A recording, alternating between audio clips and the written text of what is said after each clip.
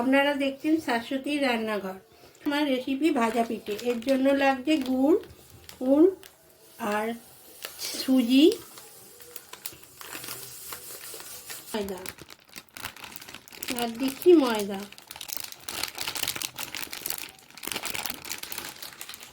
এবার এটাকে আমি গুলে নিচ্ছি।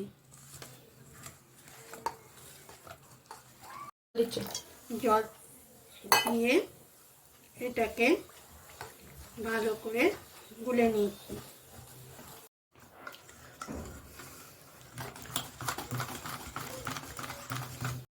এবার আমি এটা রেস্টে রাখছি।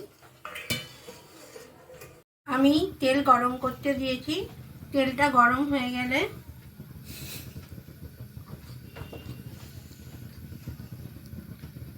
আস্তে করে আমি ব্যাটারটাকে এতে দিয়ে দিচ্ছি।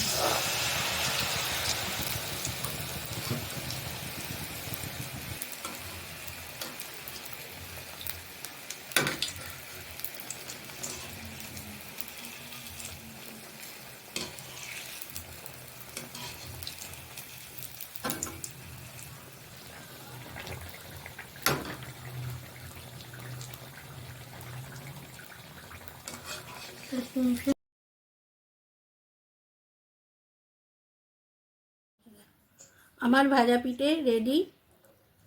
আপনাদের যদি আরও রেসিপি দেখতে ইচ্ছা করে তাহলে লাইক, শেয়ার এবং সাবস্ক্রাইব করতে ভুলবেন না যেন।